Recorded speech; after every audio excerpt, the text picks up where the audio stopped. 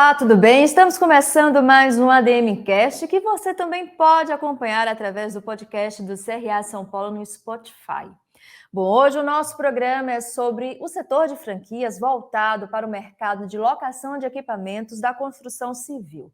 Mas antes de chamar o meu convidado, eu quero te convidar para você se inscrever aqui no canal, já deixar o like aqui no nosso programa, comentários e, claro, não esqueça de ativar as notificações clicando no sininho aqui embaixo.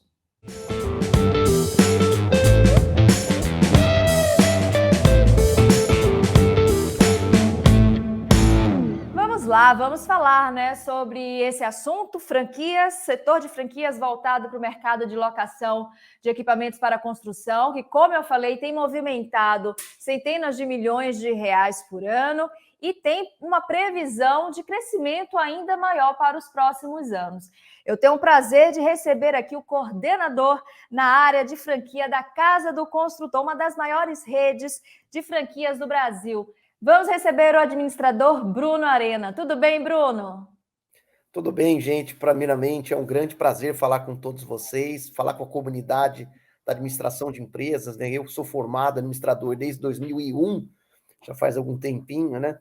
Para mim é uma honra poder dividir um pouquinho da nossa empresa e um pouco do mercado de locação de máquinas, equipamentos e dessa questão do varejo, né? Porque é um mercado muito amplo, como bem dito na introdução, desse momento tão especial, que de fato é um mercado que, independente da flutuação econômica, ele continua sendo um mercado de muita resiliência, né? De um mercado de muito pulso, né? Principalmente abrindo aí grandes oportunidades, tanto de investimento para quem quer investir, como também oportunidade de trabalho, que esse também é um ponto extremamente vital para o nosso mercado, para o mercado brasileiro, para o mercado de trabalho. Então, eu confesso que eu sou um grande admirador desse nicho a qual eu trabalho. Quanto tempo já faz parte desse nicho?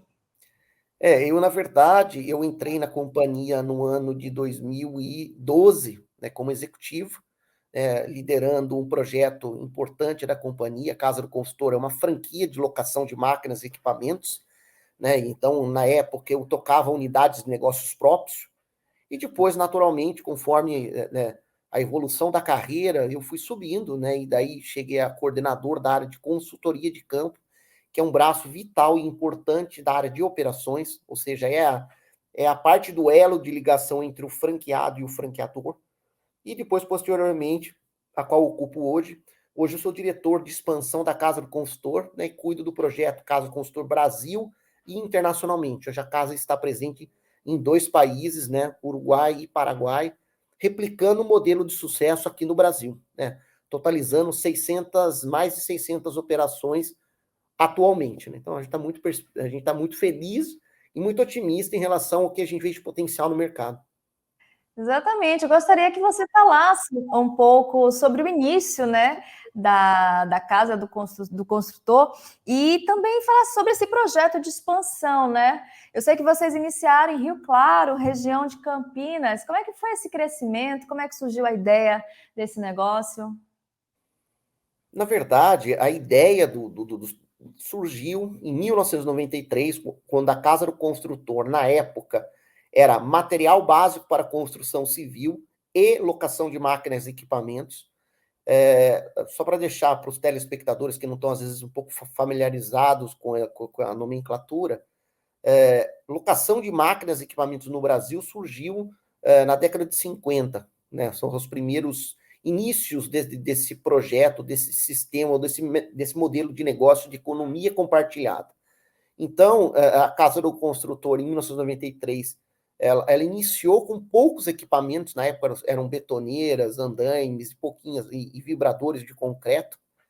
E depois, ao longo da evolução do tempo, né, ou seja, os anos foram se passando e, de fato, a companhia foi percebendo que o ponto principal, quer dizer, a questão da prestação de serviço, era, de fato, muito mais vantajoso do que propriamente só a compra e venda de material. Então, a partir de 1995, a Casa do Consultor se especializa no mercado de locação de máquinas e se especializa no mercado formiga da construção civil. O que é isso? Né? O mercado do varejo, do pequeno varejinho, de pessoas físicas, de pequenos pedreiros, pintores, eletricistas, encanadores.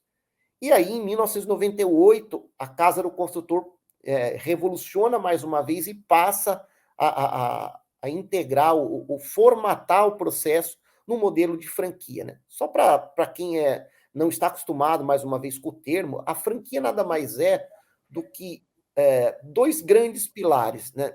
Primeiro pilar, relacionamento entre partes e transferência de know-how. É isso que o modelo de franquia, de maneira muito sintética, traz. E de lá para cá, 1998 até 2023, a gente vem numa crescente muito forte. E até para trazer dados atuais, né? Desde a pandemia, né? Então, desde março de 20, a companhia saiu de 300 operações para 638, que é exatamente o número hoje que a gente tem no nosso pipeline de implantação. Temos quase 600 implantadas e tem mais umas 40 lojas que estão nesse processo de implantação de unidade. Então, a gente acha que é um mercado ainda muito incipiente, falta muito a ser feito, né? O nosso mapeamento e o sonho grande é chegar a 1.000 operações no Brasil, né? De um potencial mapeado de 3.000 unidades. Essa é a visão de futuro, de planejamento de 8 anos do nosso negócio. Excelente, Bruno. Agora, uma curiosidade, né? Vocês, como eu falei, começaram no interior de São Paulo e hoje vocês têm unidades no exterior. Como é que foi esse processo de internacionalização da marca? Esse é um processo, né, muito complexo, né? Eu brinco, eu rodo muito o Brasil, que nem eu estou no Rio, amanhã estou em viagem de novo, depois vou para o Panamá para fazer um evento aí de franquia com o pessoal da Apex Brasil e a ABF, Associação Brasileira de Franquia. Entender o Brasil é entender que a gente tem 27 realidades, são 27 estados onde existe uma característica muito específica de um mercado em relação ao outro. Eu vou dar só um exemplo. São Paulo não tem muito a ver com Rio. Rio não tem muita característica com Minas. Então, assim sucessivamente. Então, primeiramente, entender de um processo de expansão é entender que para cada realidade ou para cada mercado, você precisa ter a sensibilidade de adaptação e de customização para o mercado local. Acho que esse é um ponto importante. O grande desafio da internacionalização, além desses principais que eu coloco, é o processo da própria língua. Né? Então, a língua diferente, no caso Paraguai e Uruguai, né, predominantemente espanhol, esse já é o grande desafio. O segundo grande desafio é como adaptar um modelo de negócio que, às vezes, eu cito esses dois países que não estavam familiarizados com esse conceito de negócio, ou seja, de que uma pessoa comum pode alugar um produto.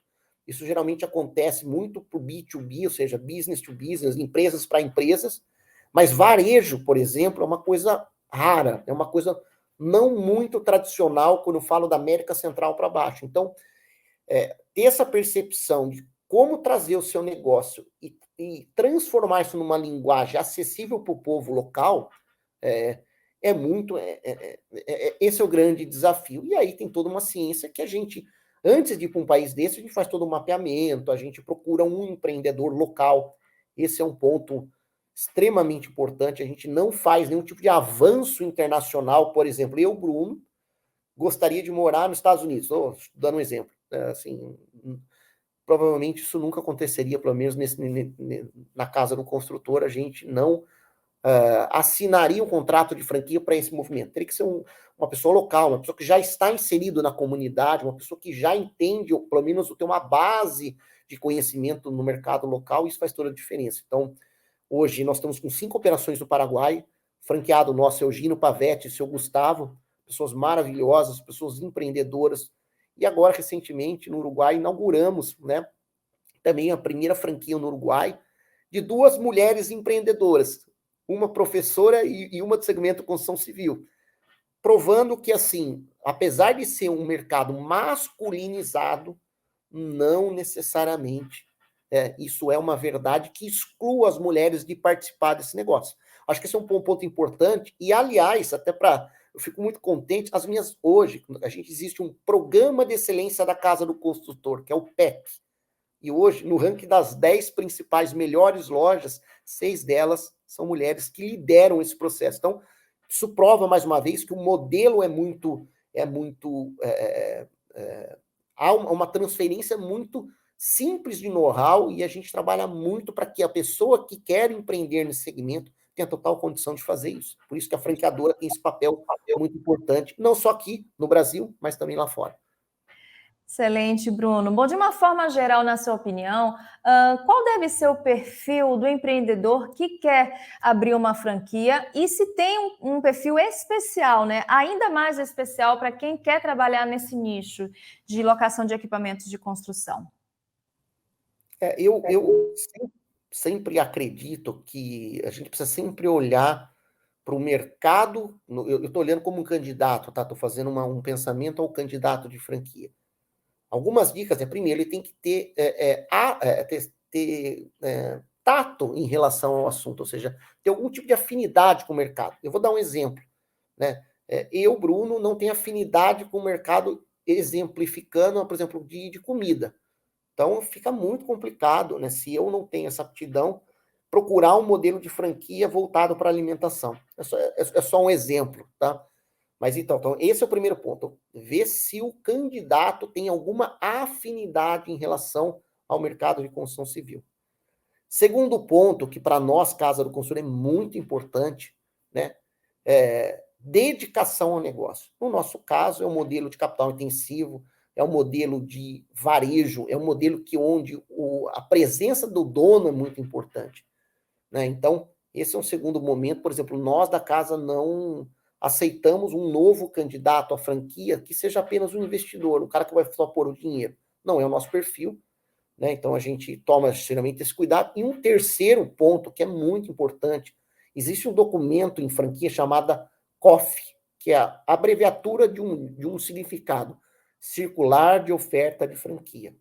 Essa circular de oferta de franquia, ela descreve todos os passos, todos os prós e contras do modelo que está sendo ofertado. Então, a minha terceira recomendação, que casa ao perfil do empreendedor, é que ele preste atenção e faça todas as etapas orientativas. Exemplo, pesquisar o mercado, que ele avalie a questão da concorrência, ligue para os franqueados que já estão na rede, e para mim isso é fundamental. Eu acho que ninguém deveria comprar uma franquia sem, de fato, ter essa ligação. E tem um quarto elemento, ligar também para quem saiu da rede, né? Isso está todo descrito na circular de oferta de franquia, que aí vai dar ao interessado, à franquia, todo um leque do acabouço das coisas do que é o negócio. E, logicamente, tem a parte aí da franqueadora que vai avaliar se, respondido essas questões, o franqueado, a exemplo, tem o capital para investir, né? Você Tem o recurso necessário a.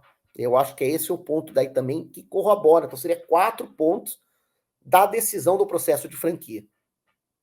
Você concorda com algumas pessoas que afirmam que para quem não tem experiência, né, em negócios, está iniciando na área do empreendedorismo, a franquia é um bom começo, é uma boa forma de iniciar? O que é que você pensa sobre isso?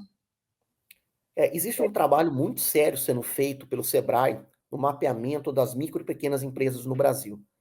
Segundo o último estudo que foi revelado, fonte de 2021, a taxa de mortalidade do negócio, ou seja, a taxa de fechamento desses micro e pequenos negócios, é em torno de 30% de até 2 anos. Acho que esse é um ponto importante para ser avaliado. Quando você compara com os números de franquia, esse número, esse indicador chega a 3%, né? Então, gente, só para vocês entenderem a questão da proporção do que isso ocorre. Mas você vai falar, mas qual é a mágica nesse negócio? O porquê disso? Porque justamente parte-se do princípio que o franqueador, antes de franquear, testou e validou o modelo de negócio, né? E aqui uma opinião pessoal, né? Ou seja, franqueador que tem uma unidade de negócio próprio, a exemplo, no caso da gente, a Casa do Consultor, eu disse, são 638 unidades neste ano. 50 operações são próprias. Então, de fato, eu como entidade, eu como companhia, eu sei exatamente o que está acontecendo no franqueado, porque eu vivo as dores que eu mesmo também tenho. Então, para tentar ser até sintético no tema, eu acho que baseado em números, baseado em instituições que validam esse conceito, eu só citei o Sebrae como exemplo, tem a ABF, tem outras entidades que validam esses números e publicam de maneira muito séria esses números, o empreendedor pode tomar o processo de decisão. Não quer dizer que empreender com a marca própria é ruim, mas olhando para o empreendedor que se sente inseguro comparando os dados, de fato, franquia sai muito na frente em relação a. Bacana. Você falou aqui um número que eu fiquei curiosa para saber como é que vocês mantêm a unicidade do negócio. Você nos disse que são 638 unidades, sendo 50 próprias, ou seja, mais de 500 são franquias. Como é que vocês conseguem manter a unicidade do negócio, algo tão importante quando a gente fala de franquias? Eu acho que esse é um desafio constante do franqueador, né? O franqueador tem que estar muito preocupado com 2 pontos importantes. Primeiro, como eu falei, né? Qualquer franquia, ele tem, de maneira muito simples, 2 grandes pilares: relacionamento e transferência de know-how. Quando eu olho o pilar transferência de know-how, o ponto principal que todo franqueador deveria, né, caminhar para, e aí, junto com o seu franqueado, é modelo de negócio, aquilo que está sendo proposto, está sendo executado de maneira que eu digo, na excelência, tudo bem. Se isso está, isso já é uma boa resposta. Se não, o franqueador com o franqueado precisam debruçar nesse assunto. E por que eu falei franqueado e franqueador junto? Porque no sistema de franquia não existe uma relação, eu ganho, né, eu franqueador ganho, o franqueado não, o franqueado ganha, o franqueador não. É uma relação de simbiose. Ambos precisam ganhar e ambos precisam aprender coletivamente. Não quer dizer que o modelo de negócio ele não precisa ser ajustado para o mercado local. Esse é um ponto importante. Segundo ponto importante é olhar pelo olhar do nosso cliente, né? Porque, no fundo, quem paga toda essa cadeia produtiva, né? Você tem o franqueador, você tem o franqueado e você tem o cliente, né? A preocupação do franqueador, né, é não fazer pelo franqueado, mas através do franqueado entender a percepção de valor de marca do produto ou do serviço que ele está desenvolvendo. Então, nós da Casa do Construtor, a gente sempre olha essas 2 vertentes, relação franqueado-franqueador, transferência de know-how, e olhando para o mercado consumidor final. Pô, estamos entregando a proposta de valor do nosso negócio? Estamos, de fato, sendo um facilitador? A gente tem um propósito que chama-se ressignar a posse. E eu acho que isso tem que ser uma missão constante na vida de uma empresa. Então, assim, derivado da sua missão, né, o que ela espera entregar para o consumidor? E isso é um processo evolutivo, sempre de retroalimentação, e que o negócio precisa ser composto de maneira inteligente. Então, se eu fosse dar uma dica para quem está avaliando, né, ou para quem está no modelo de franquia, para quem já conhece bem o modelo de franquia, acho que seriam vertentes importantes a serem analisadas. Bacana, Bruno. Falando em consumidor final, quem são os principais consumidores finais? Aqui eu anotei algumas possibilidades: donos de obras, empreiteiros, mestre de obras. Como é que está o público de vocês nesse sentido de consumidor final? Na verdade, o que a Casa do Consultor entende como público? Nós dividimos em 2 grandes blocos: pessoas físicas e pessoas jurídicas, porque são estratégias e posicionamentos diferentes. Dentro de cada grupo, eu tenho pessoas físicas e jurídicas ligadas à construção civil, pedreiro, encanador, eletricista, profissionais que orbitam nesse ecossistema. E eu também tenho as pessoas jurídicas não ligadas à construção civil e pessoas físicas não ligadas à construção civil. Então, para dar um dado para quem está ouvindo, é o seguinte: 60% hoje do fluxo de contratos da Casa do Consultor, que dá em torno de 2,5 milhões ano, são para pessoas físicas não ligadas à construção civil. Por incrível que pareça. Eu acho que a gente aluga muito para a construção civil, mas em volume, esse é o maior público nosso. E na outra contrapartida, eu tenho pessoas jurídicas ligadas à construção civil com menor volume de contrato. Porém, este bloco equivale a praticamente 45% de todo o nosso faturamento anual da companhia. Né? Então, isso é muito importante para que as estratégias de consumo que são feitas para esses 4 quadrantes sejam definidas, né? Porque pensar que todo consumidor vai ser igual, né? Isso seria um grande equívoco. Então, nós da Casa do Consultor, a gente tem essa visão desses 4 quadrantes, a gente chama de personificação, né, da figura do cliente, e aí, logicamente, a gente monta toda uma estratégia de marketing, comunicação, isso incluindo questões online, offline, para justamente deixar claro e entregar a proposta de valor que são diferentes. Apesar de ser resignação de posse, né, ou seja, que a gente vem fazendo, ou economia compartilhada, que é o que a gente trabalha muito, mas cada consumo, cada público tem uma percepção distinta sobre aquilo que a gente faz. Vocês já fizeram algum tipo de estudo que analisa o impacto positivo que o aluguel desses equipamentos de construção traz para uma obra? Por exemplo, a gente sabe que no início de uma obra o cronograma e o orçamento nunca são os mesmos do final da obra, né? O quanto que ajuda, né, a evitar esse crescimento, muitas vezes não planejado, no orçamento de uma obra? Qual o impacto positivo disso? Eu acho que tem alguns, né? Eu vou citar 2, né? Porque senão a gente poderia abrir um leque assim até extensivo dessa coisa. Primeiro, eu sempre olho por uma questão de produtividade. E aí, gente, eu vou fazer só uma comparação básica, né? Uma pessoa que está usando sua pá, sua enxada para fazer uma amassada de concreto, ele demora aí, né, sei lá, uns 30, 40 minutos para fazer, né? Hoje, uma betoneira, ela consegue fazer até 4, né, massadas a cada 15 minutos. Só aí você já percebe que há um ganho de produtividade em escala. Então significa, para quem está fazendo uma pequena obra, é muito mais vantajoso eu ter uma betoneira, onde eu faço o aluguel dela por um período mensal, que vai custar hoje na diária em torno aí de uns 5, 6 reais o dia, quando eu fecho no pacote mensal.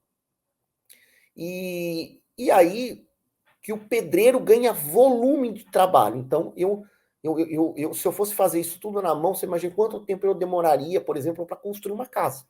Eu acho que esse é um ponto importante. E o outro ponto, eu sempre vejo pela qualidade de quem está fazendo a obra. Uma coisa é você fazer 30 amassadas na mão, né? Então, vamos pensar numa questão de ergonometria, na questão da qualidade de vida do trabalhador, né? Eu não sei se você, por exemplo, já viu, mas romper, por exemplo, um chão com picareta, né, na mão, você imagina o trabalho que isso dá. E hoje já tem máquina. Então, hoje, por exemplo, com 100 metros quadrados, eu facilmente, com um rompedor, eu faço esse rompimento tranquilo num dia. Agora, uma pessoa com a picareta e um martelo, provavelmente não faria. Então, só nesses pequenos comparativos, quando a gente pensa em ganho de produtividade, e aí um dado importante, existe pela Câmara Brasileira da Construção Civil, de que para cada trabalhador hoje no Brasil, eu tenho uma máquina disponível. Nos Estados Unidos, que a ARA, que é a American Rental Association, tem esse número, tem esse dado. Para cada trabalhador nos Estados Unidos, tem 10 máquinas disponíveis. Isso significa que quanto mais produtivo, quanto mais sistêmicos são os projetos de construção civil, que esse é um ponto importante que o Brasil tem muita oportunidade em explorar, mais máquina, mais tecnologia, mais modelos de gestão são empregados na ponta. Então, acho que esse é um dado importante, que não só o mercado brasileiro vem chancelando, mas no mundo afora, né? Eu acho que o mercado americano é uma boa referência para isso. Sim. Bom, fala para a gente, na sua opinião, o que é que o setor de franchising, em especial de locação de equipamentos para construção, aprendeu com o período da pandemia? Eu sei que ele foi muito representativo para o setor de vocês, mas como é que você poderia explicar melhor para a gente? Na verdade, eu penso muito assim, o momento pandêmico para a construção civil, até porque, como nós fomos caracterizados como atividade principal, né, uma atividade essencial, isso fez muita diferença no processo ou na questão do consumo. Eu acho que esse foi um ponto. Outro ponto, o advento do home office. Eu acho que muita gente migrou do modelo que era 100% offline para o modelo híbrido. Me lembro muito bem que no início da pandemia, estávamos em casa, eu, minha esposa e meus 3 meninos em aula. Então, minha casa não é preparada para ter 5 profissionais trabalhando ou estudando simultaneamente. Então, tivemos que fazer, inclusive, uma adaptação em casa. Então, isso foi um segundo elemento que propiciou. E o terceiro, desse momento da pandemia, que foi a questão da liquefação das taxas de juros do mercado financeiro. Me lembro que a taxa Selic chegou a bater 3% ao ano, quer dizer, um número nunca sonhado na nossa economia, e fez com que essa questão do dinheiro que estava no mercado financeiro migrasse para um investimento mais sólido. Né? Então, o que aconteceu? Muita gente que tinha o seu dinheiro parado, né, viu ali na construção civil uma grande oportunidade em investimento. Então, é verdade que muito do reflexo que a gente vem sentindo hoje de obra veio oriunda do ano de 20 e 21, né? Pensando num prédio, numa casa grande, em grandes loteamentos. Né? Então, a pandemia, na verdade, ela catapultou muito essa questão de demanda. Ponto importante nesse processo precisamos estar preparados. De estar preparados para que as nossas lojas suportassem essa demanda, foi muito necessário a gente investir muito em capacitação e formação de mão de obra. Então, quando eu olho para o mercado da construção civil, que é um mercado muito incipiente ainda, ou seja, com muita oportunidade, acho que essa questão da formação de mão de obra, e aí não estou falando só de franquia, estou falando de varejo, estou falando de maneira até ampla, tem aí rios de oportunidade para que a gente transforme, de fato, a construção civil no que ela é, de fato, uma indústria, né? Ou seja, e quando a gente pensa numa indústria, eu penso muito numa montadora, né? Então, eu acho que é esse, se a gente fosse pensar, o que nós deveríamos sonhar grande para o mercado de construção, de locação de máquinas e equipamentos? É esse olhar.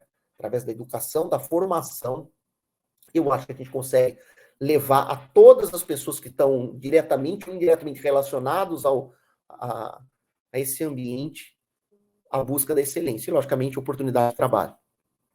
Vamos falar agora sobre concorrência, né? Vocês estão em cidades de diferentes tamanhos, cidade pequena, cidade grande, estão em capitais no exterior, né? Cidades do exterior. Como é que fica essa concorrência? Como é que vocês encaram essa concorrência? Eu gosto sempre de definir a concorrência como um grande fomentador da cultura. Eu acho que assim, um mercado sem concorrência é um mercado que, de fato, ele não é fortalecido. A diversidade ela é importante, né? Ela faz parte do processo de aprendizado, de ruptura e de crescimento. Né? Ninguém aprende sozinho. Né? Eu acho que eu acho que é um ponto muito importante. Né? Eu não aprendi a ser empresário, executivo, só acertando. Né? Eu precisei estar do lado dos meus concorrentes e de outros players para que eu pudesse aprender a ser essa pessoa. Isso vale para os nossos negócios. Pode parecer um pouco até presunção, mas por a Casa do Construtor ser o pioneiro nesse mercado de locação, a gente, na verdade, vem se espelhando em outros mercados que são mais, eu vou chamar mais aguerridos, ou seja, de mercados que são altamente competitivos e que estão se desafiando constantemente. Eu vou dar um dado importante aqui para essa conversa. O mercado hoje, tanto aqui no Brasil como lá fora, principalmente em grandes centros como China, Japão, Estados Unidos, Ásia e aí por aí vai, discutem conceitos que são muito importantes. Um deles é a questão do desafio do last mile. O que é isso? É o desafio da última milha. Ou seja, cada vez mais a conveniência vai ser um fator forte. Por isso que a Casa do Construtor vem crescendo com os seus negócios, com as suas unidades, justamente partindo desse prisma capilar. O outro ponto importante que o varejo vem trabalhando muito, que é o tal do no friction. O que é? A não fricção.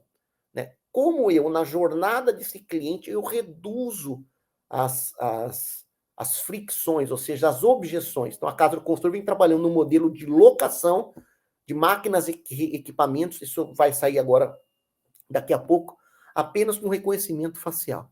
A ideia nossa é não ter mais nenhum tipo de envio de documento, mas assim, só a pessoa, só com o rosto, poder fazer aí a sua locação do seu equipamento. Isso facilitaria muito o dia a dia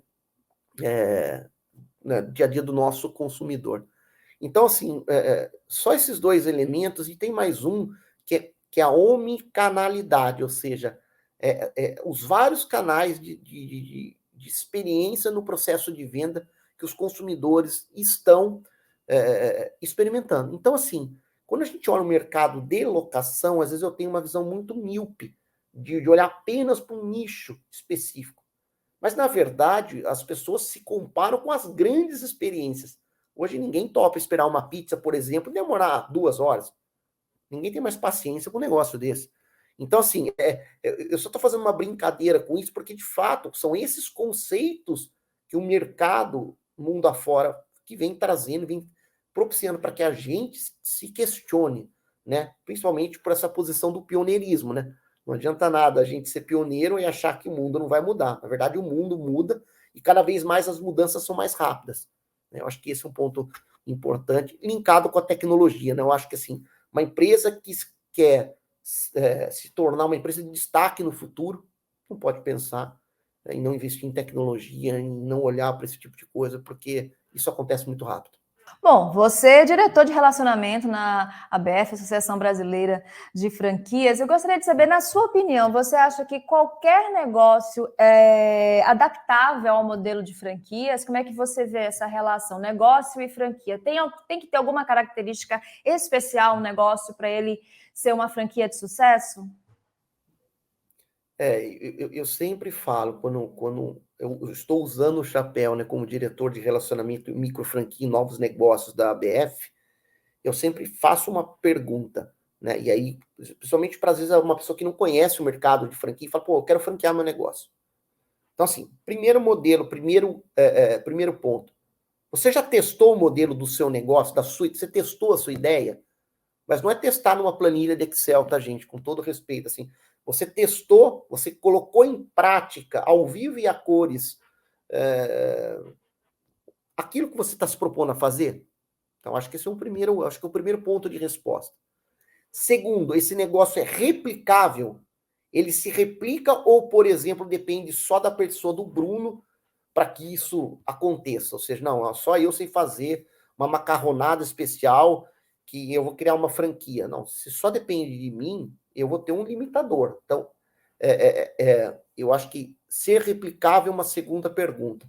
E uma terceira, eu acho que a questão de franquia, de relação franqueado-franqueador é vocação.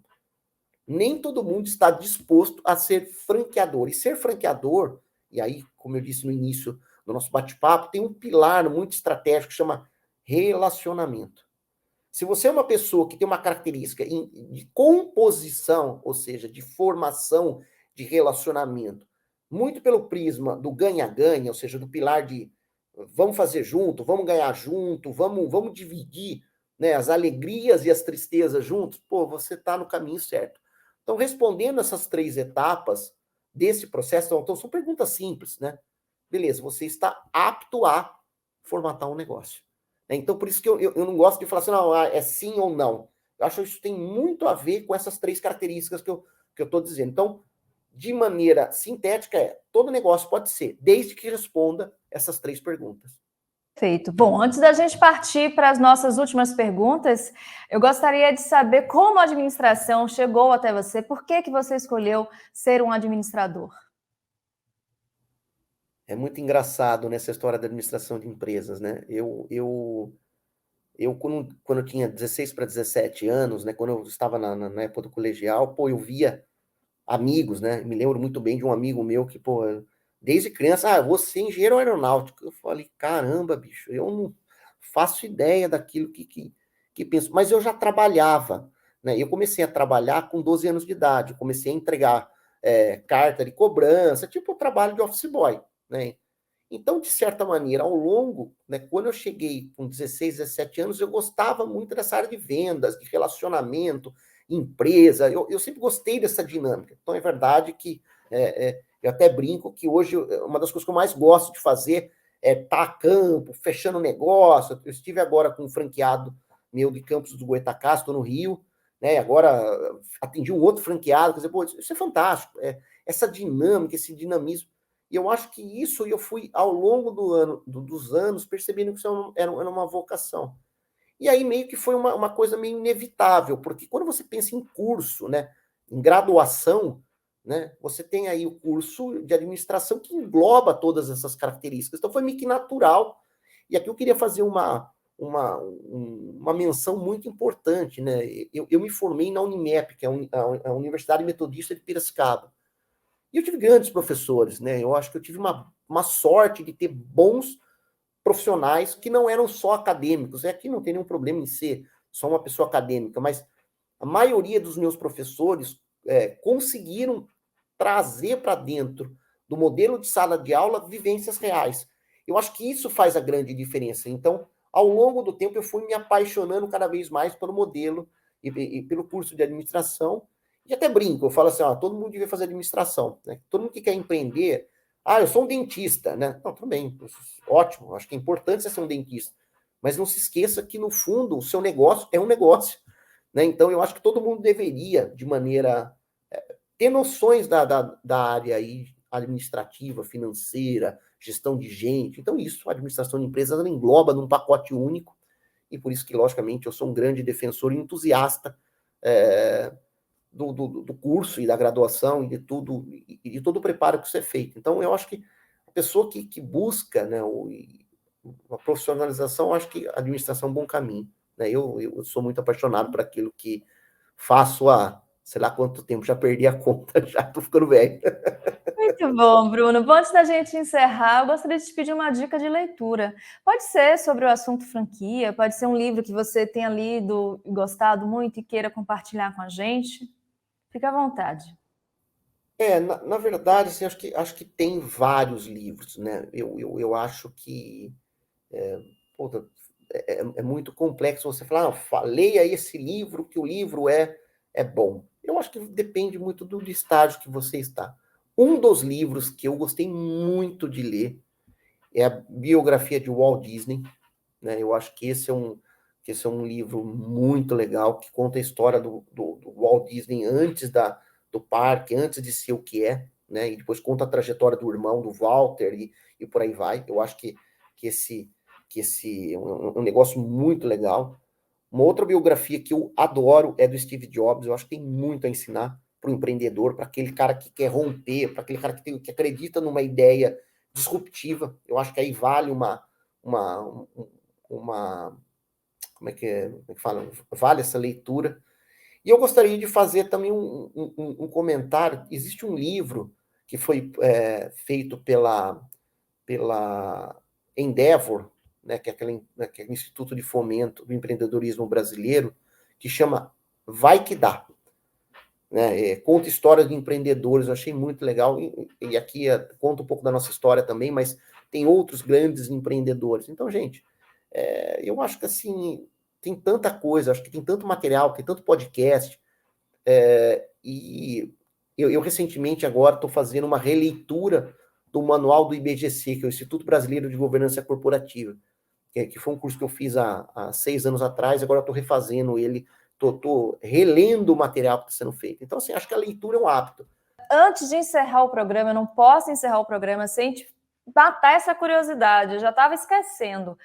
Como é que vocês fazem a manutenção dos equipamentos locados? Eu imagino que sejam equipamentos que sofram algumas avarias, alguns desgastes, por conta do uso mesmo. Como é que vocês fazem essa reposição, essa manutenção? Vamos lá, essa é uma pergunta muito importante, né? A Casa do Consultor trabalha com um conceito, isso é um conceito que vem lá de trás, há muitos anos, que chama-se locação garantida. Isso, na verdade, é uma marca nossa. O que é a locação garantida? Na verdade, são percepções que a gente foi colhendo ao longo do tempo e que a gente via pelo prisma do cliente o valor agregado que teríamos se a gente conseguisse resolver alguns pontos de dor. Eu vou dar um exemplo. Disponibilidade de produto. Produto certo na hora certa, né? Produto que quebrou, né? Por qualquer assunto. Em 3 horas eu troco. Então, assim, a gente foi trabalhando uma série de elementos para que a gente pudesse ter uma experiência de consumo para o consumidor final, né? especial. Então, esse é um ponto que vem antes. Mas como é que a gente foi fazendo ao longo do tempo? A Casa do Construtor, desde o início, a gente foi muito preocupado com capacitação, com formação. E uma das coisas que a gente se dedica, inclusive a gente está terminando agora a nossa Universidade 2.0, nós estamos construindo um espaço de 2.000 metros quadrados, tá? Justamente preocupado principalmente com a formação de mão de obra, e aí de todas as áreas, em especial preocupado com a questão da formação dos nossos mecânicos. Então, toda loja tem um mecânico, e ele é treinado por nós e certificado por nós, juntamente com a parceria com os fornecedores, né? Então, os nossos fornecedores, que também nos ajudam muito nesse processo, eles vão nos ajudando a construir essas trilhas de conhecimento para justamente que o técnico que está em cada uma das operações das 600 e poucas lojas possa ter a capacidade de fazer um diagnóstico correto, fazer aí a reparação de algum tipo de produto, né, uma peça que eventualmente se desgaste, para que o cliente tenha a experiência de sempre estar com um produto bom, produto novo, um produto funcionando em ordem. E também, gente, uma coisa, falar, mas não quebra? Quebra. Então, por isso que a gente também tem essa preocupação de ser excelente, né? Assim, o problema de quebrar o produto é um problema que nós temos que resolver. Então, é nesse sentido que a gente se empenha em até 3 horas trazer uma solução para o cliente, do Oiapoque ao Chuí, ou seja, no Brasil inteiro e fora, tá? Um dos grandes diferenciais quando entrou no Paraguai foi isso. As pessoas não estavam acostumadas a ter esse tipo de atendimento. Ou seja, quebrou o produto, eu troco, depois a gente conversa. Se foi, não foi, é uma outra situação. Mas o pedreiro parado, uma obra parada é um problema. Bom, Bruno, eu quero mais uma vez te agradecer por você ter aceito o nosso convite, estar aqui batendo esse papo, compartilhando um pouco sobre a experiência desse ramo da franquia tão específico, né? Mas, como eu falei, é um dos que mais traz retornos financeiros para a nossa economia. Então, muito obrigada, Bruno, mais uma vez, por você estar aqui com a gente. Para mim é uma grande honra, né, poder representar a Casa do Construtor, poder bater um papo, falar um pouquinho da profissão do administrador de empresas e poder falar um pouquinho também dos educadores. Eu acho que assim, eu sou o que sou graças aos grandes aprendizados que ao longo da vida os mestres me foram galgando. Então, a grande preocupação é isso, né? Ou seja, da gente olhar para o nosso segmento com uma grande oportunidade, né? Existe aquela diferença, né? O empreendedor é aquele que é incansavelmente otimista, né? Eu acho que é aquele cara que mesmo na dificuldade vê oportunidade, né? Eu acho que é um pouco isso, e eu acho por isso que o Brasil é mágico, né? O brasileiro é empreendedor por natureza, né? A gente tem tanta dificuldade e mesmo assim a gente não desiste. Por isso que, mais uma vez, essa é a mensagem final que eu gostaria, e agradecer ao convite, agradecer aos telespectadores, e me colocar à disposição, tá? Casa do Construtor, né, Bruno, toda a estrutura, para um bate-papo futuro e para receber aí. Quais são os lugares para entrar em contato contigo? Eu gosto muito da ferramenta do LinkedIn e do WhatsApp, do Instagram, né? No Instagram é Bruno_Arena, então é só me procurar, eu tô lá. E no LinkedIn meu nome completo é Bruno Eloel Arena, tô no LinkedIn, é só deixar uma mensagem no chat, contato, que a gente... Bacana, Bruno, mais uma vez obrigada, e eu quero agora agradecer a você que ficou conosco nessa edição do ADM Incast. Espero que vocês tenham gostado. Não esqueçam de ativar as notificações, de colocar nos comentários o que vocês acharam sobre esse programa e sobre outros programas, sugestões de temas, de convidados, e não esqueça de se inscrever aqui no canal A Serviço da Administração. Espero todos no próximo ADM Incast. Tchau, tchau.